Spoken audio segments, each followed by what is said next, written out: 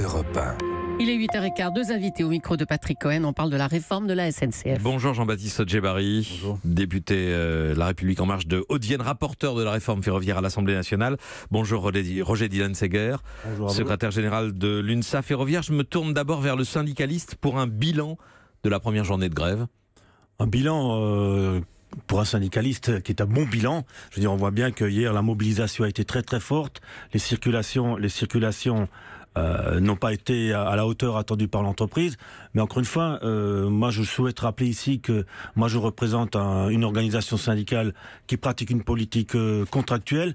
Et en l'occurrence, faire grève et mobiliser et créer de la gêne pour les usagers, c'est pas notre objectif. Notre objectif, c'est de sortir du conflit et enfin de se mettre à négocier et trouver des vraies solutions. Alors on va voir comment on peut éventuellement en sortir. Juste un mot encore sur la grève. Tout le monde ne va pas s'arrêter ce soir. Est-ce que Sudrail ne va pas entraîner des cheminots sur son mot d'ordre de grève illimitée Aujourd'hui, on est dans un mouvement unitaire, un mouvement intersyndical, et les assemblées générales qui se tiendront aux alentours de 11h midi prendront la décision de la suite qui va être donnée à la particularité de cette grève reconductible que mène séparément un Sudrail. Donc les assemblées générales voteront soit pour l'arrêt et la reprise samedi soir, comme vous l'aviez prévu avec les autres organisations, grève saute-mouton, soit grève illimitée, on continue demain la grève, c'est ce que demande Sudrail. Donc dans son expression, chaque organisation syndicale garde quand même son autonomie.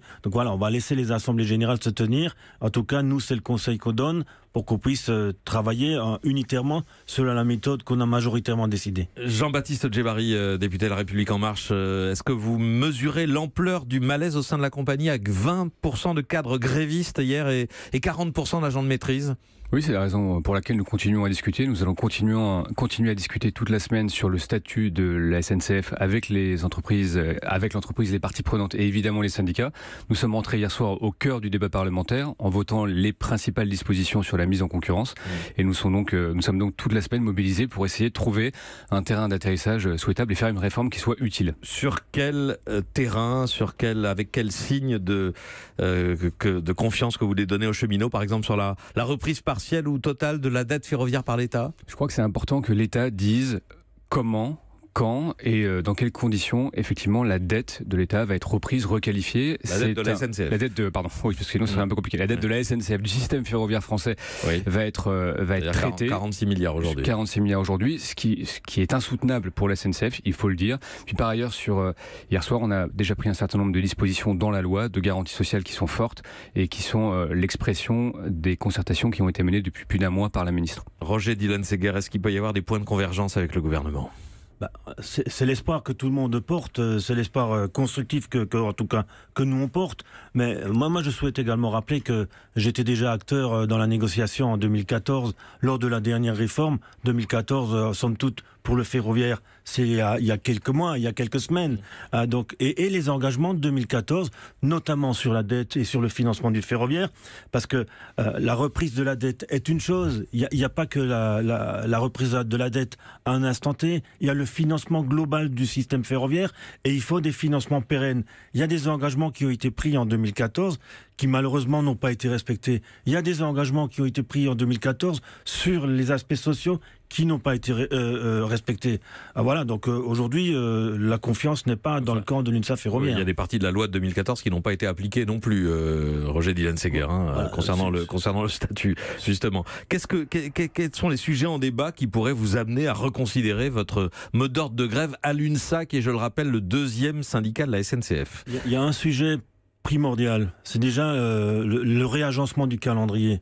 Aujourd'hui, on évoque la question de la fin du recrutement au statut, alors que les aspects sociaux pour l'ensemble du système ferroviaire, et là, pour être plus clair dans mon propos, la convention collective du système ferroviaire n'est aujourd'hui en plein travaux, en plein chantier. Donc la fin du recrutement au statut. Laissons d'abord la négociation de la convention collective se terminer et après réfléchissons sur le statut. C'est-à-dire que vous demandez qu'on discute d'abord des conditions dans lesquelles seront employés les futurs cheminots avant de mettre fin, avant de décider par principe qu'ils n'auront plus droit au statut des cheminots actuels. Je ne parle pas des futurs cheminots, je parle des cheminots. Vous vous l'avez souligné, je représente l'UNSA ferroviaire. Oui. Je ne représente pas que l'UNSA de la SNCF. Oui. Je représente les salariés de Veolia, d'Eurocargo Rail, d'Eurostar. Donc ces salariés travaillent déjà sous droit privé. Mais là encore, il faut faire une convention collective de niveau acceptable, de haut niveau, justement pour que l'ensemble des salariés du secteur soient couverts par une convention collective. Que répondez-vous à ça, Jean-Baptiste Djebari? Je partage l'objectif. C'est effectivement celui... Alors nous avons voté hier soir le principe de l'arrêt du recrutement au statut pour les recrutements futurs. Je rappelle qu'aujourd'hui, sur les 150 000 cheminots, 135 000 sont au statut et vont y rester. Et effectivement, le point de jointure, c'est probablement celui dans lequel l'arrêt au statut, pour la date, est remplacé par une convention collective de haut niveau. Ça, c'est un objectif qu'on partage. Et maintenant, il faut discuter des modalités. Ça se fait un peu dans la loi et ça se fait beaucoup en concertation dans le cadre des négociations qui seront amenées à exister dans le cadre de la convention collective du secteur ferroviaire. C'est important de le signaler. Roger Dillenseger, pour les cheminots de la SNCF, vous entendez les garanties du gouvernement et de la majorité sur le maintien du statut des avantages actuels qui sont accordés pour les cheminots actuellement employés? Tout est dans la sémantique. Aujourd'hui, moi, je peux plus entendre que les cheminots ont des avantages. C'est pas des avantages, c'est des compensations à des contraintes particulières d'exploitation. Les compensations. Alors non, je veux dire, ici, il faut rappeler les choses par leur vrai nom. Et en l'occurrence, le travail de nuit, le travail dimanche et fête, les services discontinus, ça amène des compensations nécessaires pour que ça fonctionne. Voire même, aujourd'hui, le statut est même un avantage pour l'entreprise. Non. Plus particulièrement pour les recrutements. Les recrutements en Ile-de-France, s'il n'y avait pas le statut et les contraintes imposées de mobilité, ça va être compliqué de trouver des cheminots qui démarrent dans leur métier à hauteur de 1 200 € par mois. Bon, ma question c'était, est-ce que vous croyez le gouvernement et la majorité quand on vous dit qu'il n'y aura pas de remise en cause de ce statut-là pour les employés actuels de la SNCF? On peut pas dire que le statut n'est pas remis en cause dès le moment qu'on dit qu'on arrête le recrutement au statut. Le statut est in fine d'office remis en cause. Et vous demandez en rediscuter de ce point? À ce stade, à minima le calendrier. Bon, sur le fond, vous ne demandez pas, Roger Dillenseger, vous ne demandez pas, comme la CGT ou Sudrail, que le gouvernement renonce à l'ouverture à la concurrence. C'est un point central. Alors là c'est une vraie question, une autre question, oui. Un autre débat. Moi, pour l'UNSA ferroviaire et la posture de l'UNSA ferroviaire est largement établie de cette opposition à l'ouverture à la concurrence. Et je pourrais rentrer les motivations, c'est peut-être pas aujourd'hui le moment, mais en l'occurrence, ce choix ne nous appartient pas, d'une part.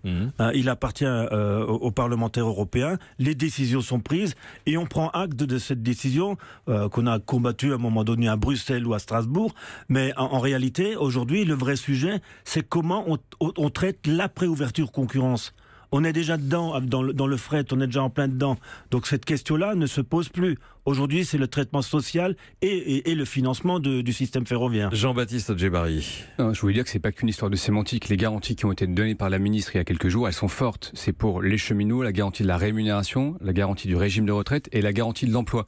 Ça veut dire que concrètement, tout cheminot qui viendra travailler pour une autre entreprise ferroviaire aura la garantie de l'emploi dans l'ensemble du secteur ferroviaire tout au long de sa carrière. Ce que vous appelez le sac à dos social, c'est-à-dire ces garanties, ces droits qui sont emportés par le salarié, quelle que soit l'entreprise qui l'emploie. Je pense que tout le monde peut comprendre que la garantie de l'emploi à vie dans le secteur ferroviaire, dans l'économie que nous vivons, c'est une garantie forte. Et par ailleurs, sur l'ouverture à la concurrence, qui a démontré partout en Europe ses vertus, il y a deux façons de la faire.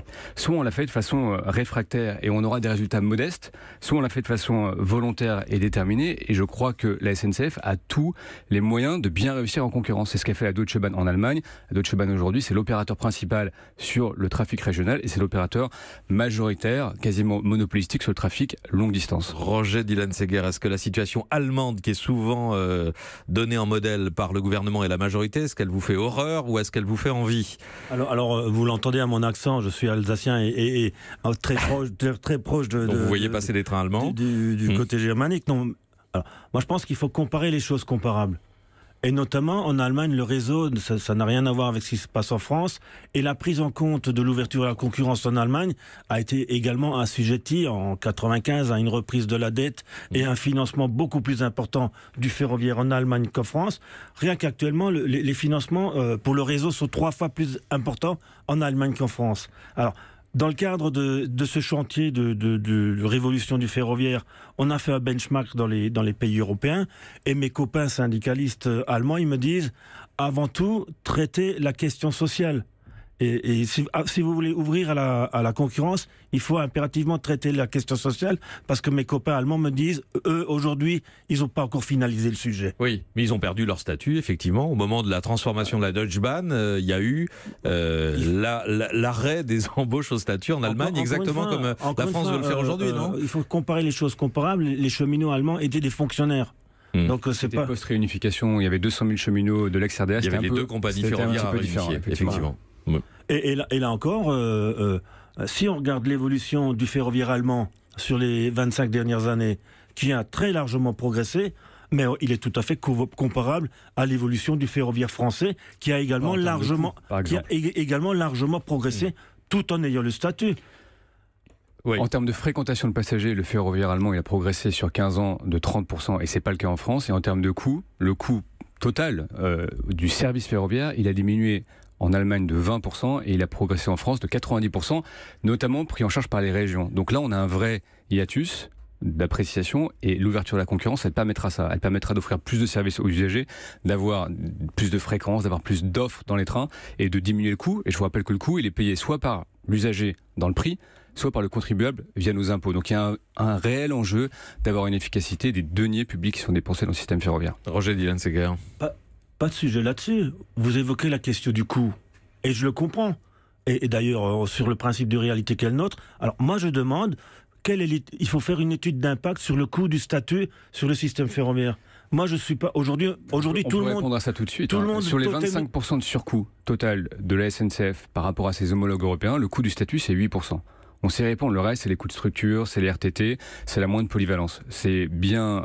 Ça a été d'ailleurs l'objet de différentes auditions, c'est assez bien défini et on sait peser le coût du statut dans le surcoût total de la SNCF. Il nous reste quelques secondes. Roger Dylan-Seger, UNSA ferroviaire, vous revoyez la ministre des Transports Elisabeth Borne demain. Quelle sera la première de vos demandes pour éventuellement sortir du mouvement ?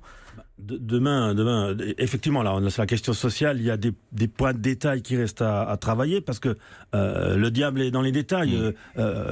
Mais demain, on va travailler sur le financement et la dette et le financement pérenne du système ferroviaire. Vous attendez des annonces sur la dette, on a bien compris. Objectif partagé. Merci. Vous aussi, alors Jean-Baptiste Djebari, député de La République En Marche de Haute-Vienne, rapporteur de la réforme ferroviaire à l'Assemblée, Roger Dylan-Seger, secrétaire général de l'UNSA Ferroviaire. Merci d'être venu ce matin en direct au micro d'Europe.